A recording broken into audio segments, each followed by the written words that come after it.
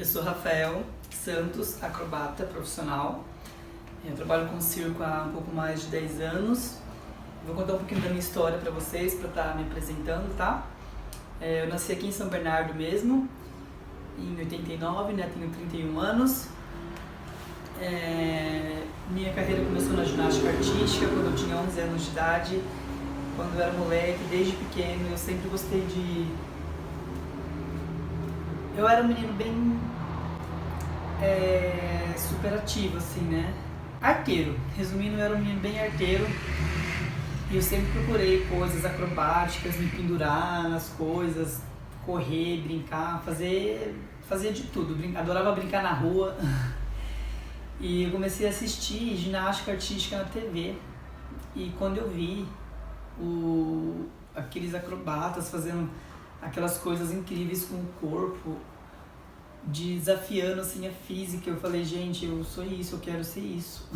E essa é a minha missão aqui na Terra, que é entreter, usar o corpo como ferramenta para fazer acrobacia. E então, continuando na ginástica, né? Eu comecei na ginástica com 11 anos de idade. E aí eu fiz até os 15 anos mais ou menos ginástica, até que eu tive uma oportunidade de ir pro circo, né? Fiz um teste no circo, entrei no circo e até passei pela ginástica de novo para fazer ginástica acrobática. Foi uma experiência bem legal, onde eu tive uma dupla masculina, né? E a gente ficamos juntos acho que 1 ano e meio treinando e competindo, né? Cheguei a ser campeão brasileiro de ginástica acrobática. Fiquei muito feliz. Fui para a escola de circo no Rio de Janeiro, Escola Nacional de Circo, que hoje eu acho que é a nossa maior referência, né, de circo escola do Brasil.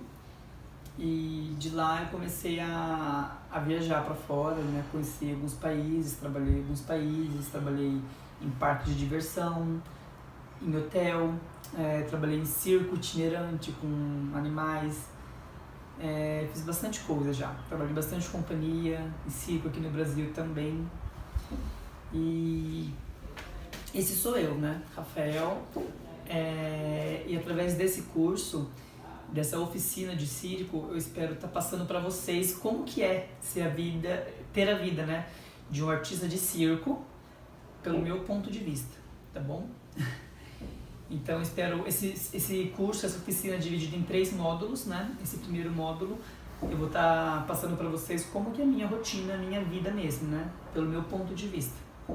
Aí no segundo e terceiro módulo a gente vai estar desenvolvendo coisas como a pesquisa, a preparação, o desenvolvimento do número. E no terceiro, né, vai ser para finalizar a parte de execução, né? A parte do show, a parte da venda, a parte de todo o escritório, né? Como vocês veem, eu tenho uma mesinha de escritório onde eu trabalho também, então artista de circo também trabalha, né? Artista de circo também tem uma vida burocrática. Fiz um olhinho laranja que eu achei que estava muito pálido, né? Deixa eu dar uma melhoradinha. Na Escola de Circo do Rio de Janeiro, ENC, né? Escola Nacional de Circo, eu aprendi muita coisa, né? Lá todo mundo, né, na minha época era obrigado a fazer malabares, trapézio, arame e solo. Ué? Solo eu sempre fiz na ginástica, sempre gostei, né? Agora malabares, trapézio e arame eu nunca tive nenhum contato antes, né? E graças à Escola Nacional de Circo, a ENC do Rio de Janeiro, eu tive a oportunidade de conhecer. E o Malabares, ele abriu muito a minha cabeça, né? A história do Malabares comigo é uma coisa... Eu gosto muito, até hoje eu não tenho um número montado de Malabares, mas a manipulação, né? O malabarismo no geral, né? Manipular objetos, fazer malabares com objetos de pesos e formas diferentes, eu acho isso incrível, surreal, né? Eu tenho um amigo malabarista que ele joga 7 claves assim, segura 7 claves ao mesmo tempo. Para mim essa coordenação motora é alienígena, é fora do comum, né? E a minha percepção melhorou muito depois do malabares, né? As coisas caíam perto de mim, eu salvava, eu conseguia aparar antes que ela caísse no chão. Isso eu acho incrível, eu acho que é uma habilidade desenvolvida do Malabares, né? Essa noção espacial, onde estão as coisas, né, em volta de mim. De repente, de olho fechado mesmo, você consegue perceber alguma coisa só pelo deslocamento do ar. É bizarro, é bem doido mesmo. Então esse foi o meu contato com Malabares, né? Foi na ENC, na Escola Nacional de Circo. E também tive contato com arame, né? Que eu gostei muito porque é uma coisa relacionada ao equilíbrio. Eu sou uma acrobata equilibrista. Então, pra mim, tudo que é relacionado ao equilíbrio eu gosto muito, né? Eu também tive contato com o trapézio fixo, né? São 2 cordas e uma barra no meio. Ele não mexe, né? Você faz toda a movimentação nele. A gente teve prova tanto de malabares, trapézio fixo, arame e acrobacia de solo. E a acrobacia de solo, minha paixão, né? Sempre fiz, sempre gostei desde criança. Então, assim, eu tive essas 4 modalidades, né? Que eu tive que passar por elas na primeira fase da Escola Nacional de Circo. E aí depois eu tive a oportunidade de escolher algumas modalidades específicas, né? Que nem eu escolhi contorção, para ganhar um pouco mais de flexibilidade. Acrobacia de solo, porque era a minha área, eu sempre gostei. Escolhi faixa também, né? Que são 2 faixas penduradas, assim, onde você enrola o punho, né? É suspenso e faz as acrobacias. E parada de mão. E foi incrível fazer parada de mão com o pessoal da Bolsa de 2010. Foi uma experiência maravilhosa, né? Foi a primeira bolsa da Escola Nacional de Circo, né, em 2010. Hoje o projeto desenvolveu muito. Eu acho importante falar da ENC porque no nosso meio de circo, a ENC, na minha opinião, é super importante. É uma das melhores formas de fomentar o circo, porque hoje o projeto da Bolsa dura 2 anos e o aluno sai de lá formado, né? Ele estuda período integral, das 8 da manhã às 5 da tarde, às vezes até prolonga um pouquinho esse horário, e o aluno sai de lá formado. Inclusive hoje é reconhecido pelo MEC esse curso, então orgulho, gosto muito e recomendo a ENG de coração para quem é do circo, quem quer estudar circo, né?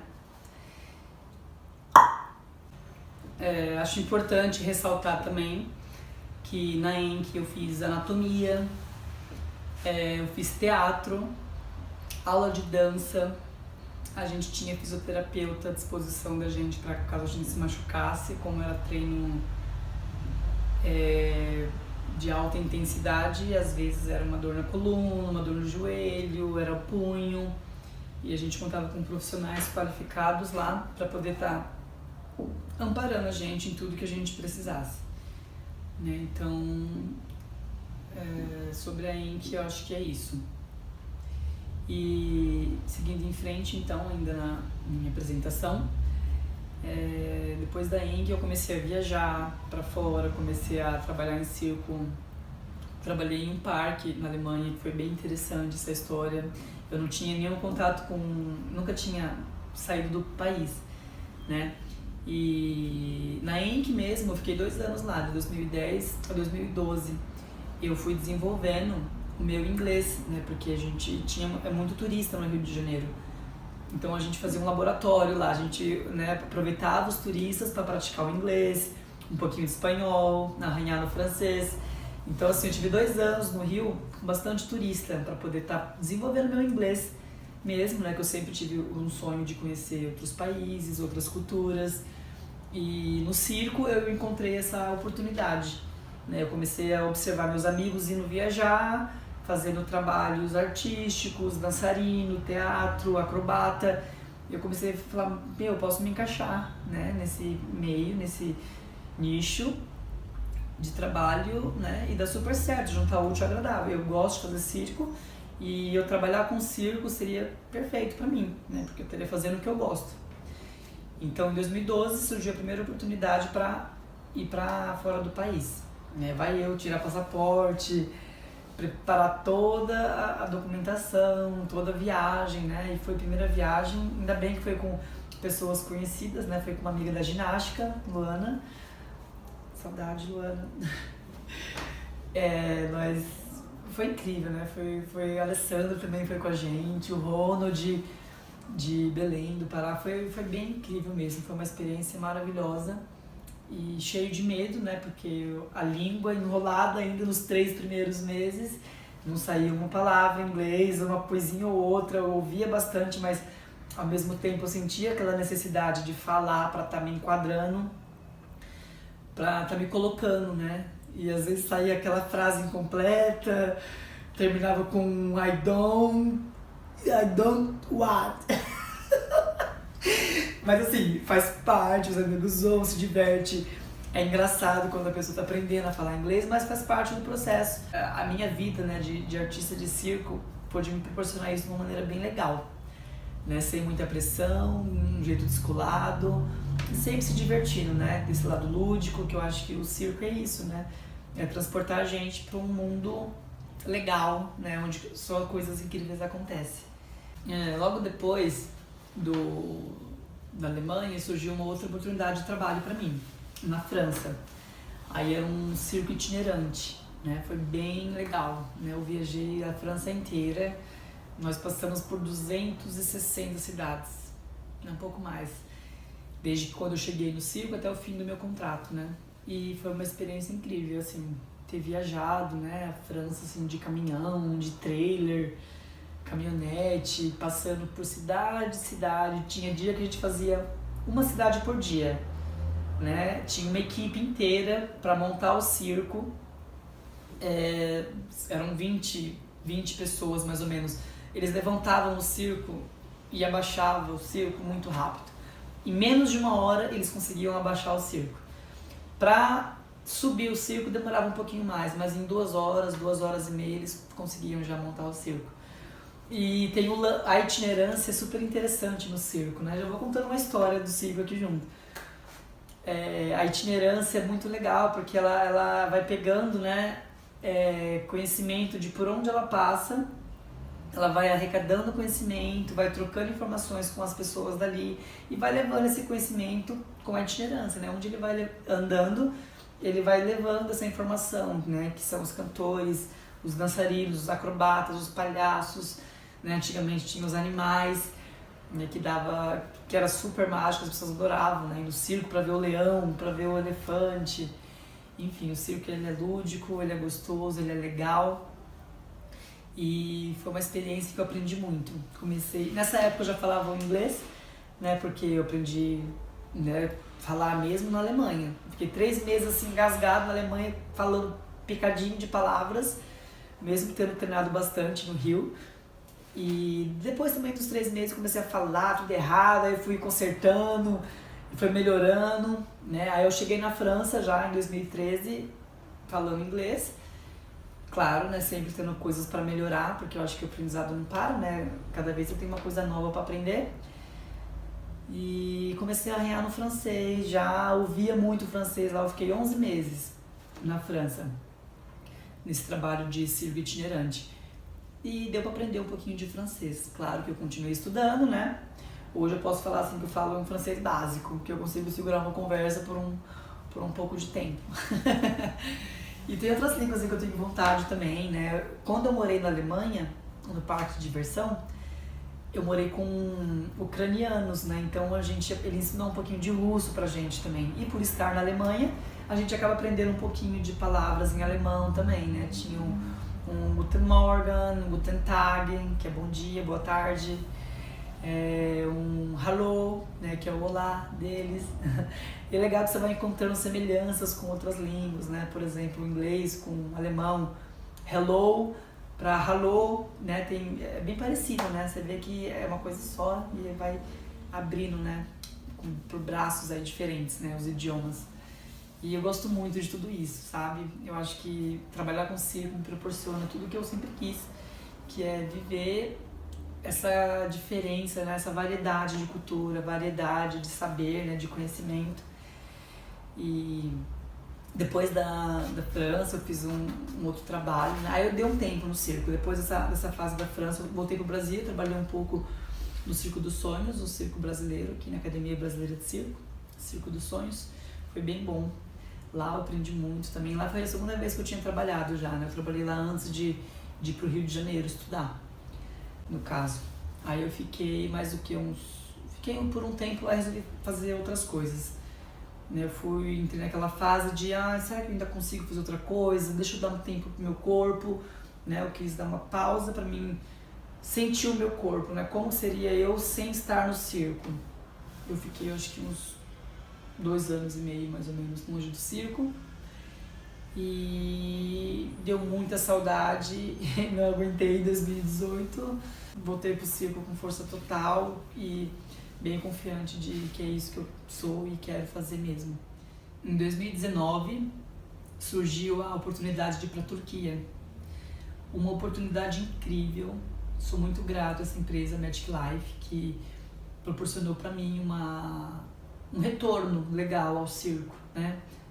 Graças a esse trabalho, eu pude voltar de cabeça erguida a fazer o que eu sempre gostei de fazer, né? A fazer o que eu sou de verdade, né? Não fazer algo para a sociedade, né, me julgar ou me criticar, pensando sempre de como eu estou sendo visto, né? E, no caso, o trabalho da Turquia foi em um hotel resort. Lá eu trabalhei durante 6 meses, foi a temporada de primavera-verão e foi muito bom, um país muito quente, um trabalho diferente, tinha um entretenimento no meio, que era, a gente era entertainer dos hóspedes no caso, né? Então o hóspede ia lá, passar um tempo no hotel, resort, e aí tinha as aulas fitness, onde eu aprendia a dar aula de pilates, aprendi yoga, aprendi Baba Limpo, stretching, alongamento no caso, enfim, aprendi várias aulas. Hidroginástica, eu nunca tinha imaginado dar uma aula de hidroginástica. E hoje eu posso falar para vocês que dar uma aula de hidroginástica numa piscina aberta para 60 pessoas é um show. É basicamente um show, né, que você tem que dar ali, e no sol escaldante de 40 graus às vezes, enfim. E fora as aulas fitness, a gente tinha o show, a gente tinha as festas que acontecia. Então a gente tinha uma semana bem agitada e outra semana mais calma, mas as 2 semanas tinha show, tinha festa no hotel. Esse trabalho, assim, ele é diferente, né? Porque além da carga do circo, que não é fácil, a gente ter que treinar, se alimentar bem, ter uma rotina séria, tá praticando sempre, tá antenado sempre, tá sempre alerta no que tá acontecendo. Isso cansa muito já tem a maquiagem, figurino, cuidar de tudo para estar bonito em cena, isso dá muito trabalho, cansa. E quando você junta tudo ali, a parte da festa ainda, depois do show, vamos pra festa agora, vamos dançar com o hóspede até tantas, meia-noite, por exemplo. Só que você já deu aula de manhã, 2 aulas fitness de manhã. Então você já acordou cedo. É uma rotina pesada, foi punk, mas foi ótimo, muito grato de coração, né, pela Magic Life que me acolheu, me deu essa oportunidade.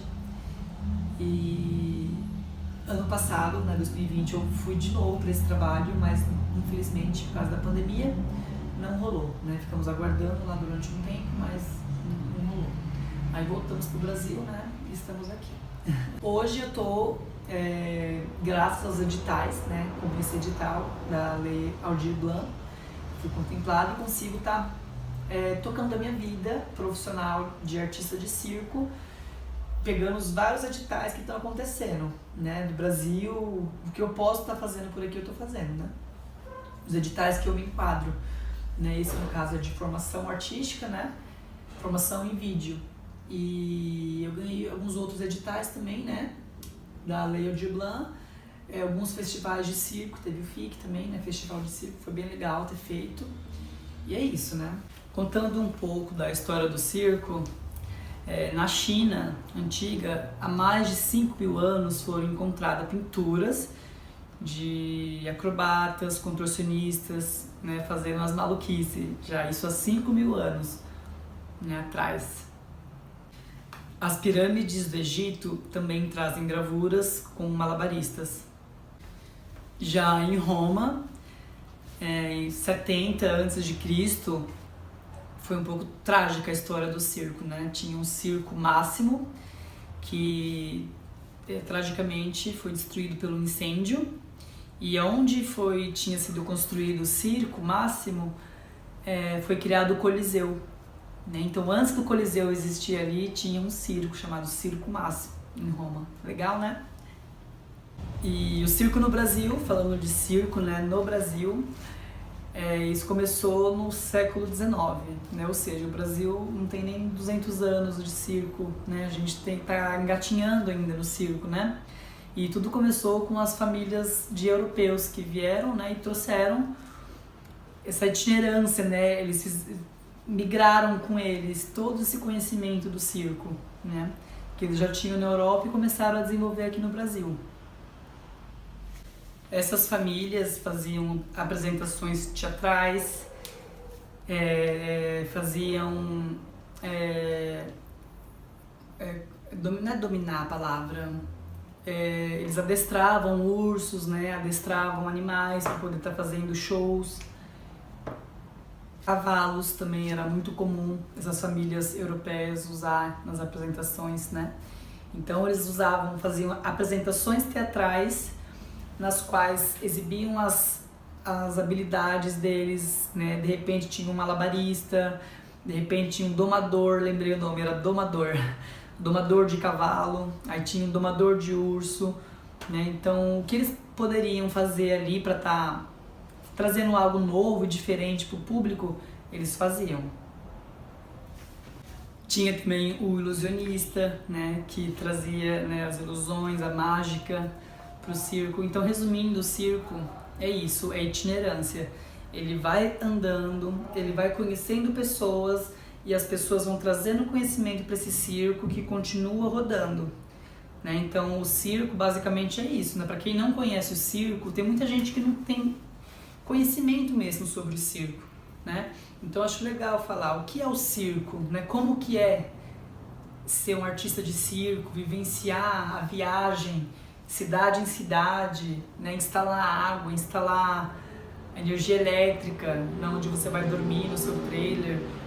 É muito legal e é legal estar tendo a oportunidade de estar passando para vocês toda essa experiência. Então, resumindo a história do circo, né? O circo tem mais de 5.000 anos no mundo e no Brasil estamos engatinhando ainda. O circo tem mais ou menos 200 anos no Brasil, tá bom?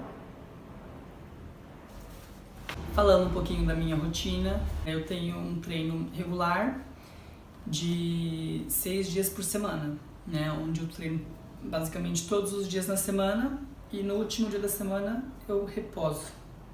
E nesses outros 6 dias de atividade eu divido assim em 2 dias de força, preparo físico mesmo, pesado, né? E 3 dias de treino, né? Então eu tenho aí 2 dias que eu vou fazer muita força, 3 dias que eu vou fazer um treino específico, que começo com aquecimento, tenho um workout de mais ou menos 2 horas e finalizo com um alongamento. Então basicamente a minha rotina de treino se resume em 4 horas por dia, tá? Então eu tenho 1 hora de aquecimento, eu tenho 2 horas de workout e 1 hora de alongamento. 4 horas eu consigo fazer um treino perfeito, né? Garantir o meu estado físico, o meu estado mental, sempre bom, sempre ok, para o que eu precisar fazer, né? E fora a rotina de treino, tem uma outra rotina que é a dieta, né? Eu não posso comer qualquer coisa. Às vezes a gente come, né? Porque não tem jeito, né? A gente é ser humano e às vezes acaba exagerando no chocolatinho. Mas basicamente eu faço um desjejum com suco de couve, com maçã, que eu aprendi com a minha tia Isabel, querida. E eu não sou muito fã de fruta e de legume, mas eu como porque pra mim é super importante. Se eu não comer, eu não tenho uma alimentação boa, eu não tenho energia, não tenho emocional para fazer o que eu faço, que precisa de muita energia. E depois que eu acordo, assim, eu acordo por volta das 7 da manhã, né? Todos os dias, às vezes um pouquinho antes.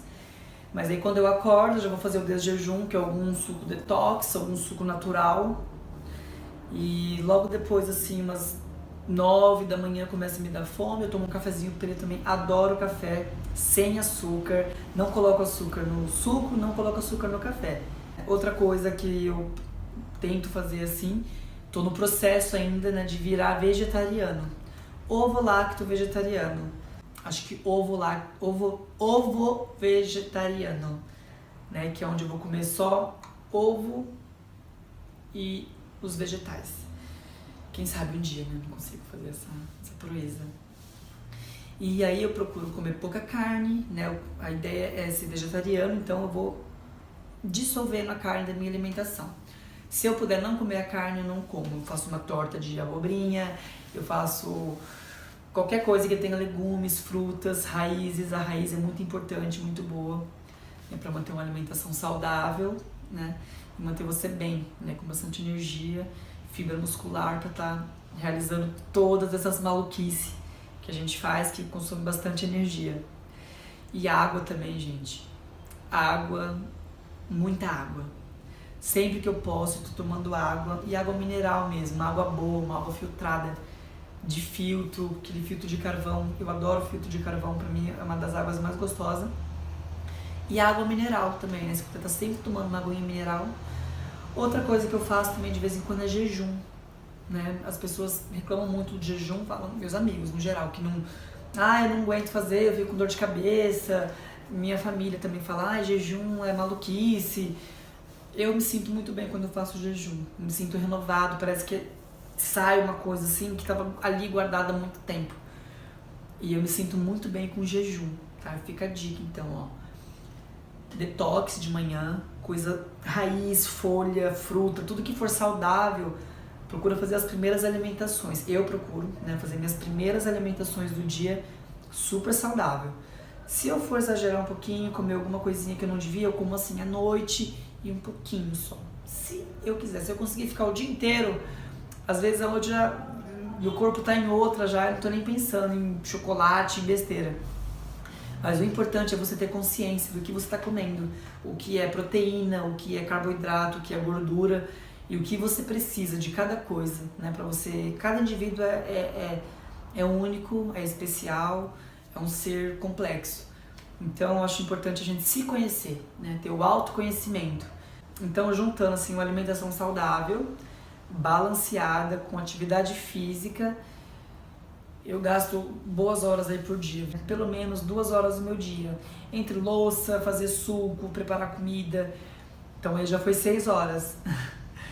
Então assim, eu tenho minha rotina de treino, tenho minha rotina de alimentação, e eu tenho também aí as redes sociais para tá alimentando, né? E a gente é gerador de conteúdo. Como esse conteúdo que vocês estão assistindo foi gerado de alguma forma, eu passo meu dia também gerando conteúdo para as redes sociais, conteúdo para trabalho, montando aula, preparando show, investindo em número, criando coisas novas para o número que já existe, pensando em número novo. Então a vida é uma vida agitada, eu não tenho do que reclamar, não me falta coisa para fazer, né? Ainda tem a casa para cuidar. Então ali eu dou uma varrida na casa logo de manhã, para dar uma aquecidinha. Já uma coisa legal que eu faço, que me ajuda bastante, é a parte de varrer e passar pano na casa, me aquece. E agora, para finalizar esse módulo, eu gostaria de estar convidando todos vocês que têm interesse em conhecer o circo melhor a ficar comigo durante essas 10 horas de formação artística, que eu vou conseguir passar para vocês toda a minha rotina, como que eu faço as coisas, e espero que vocês gostem. E não tem idade, é criança, é adulto, é idoso, o circo é para todo mundo, para todas as idades, tá? Então fica aí o convite para você vir participar da formação artística em vídeo comigo, Rafael Santos, acrobata e equilibrista. Espero que consiga ensinar vocês alguma coisa nessa formação e que vocês todos se divirtam.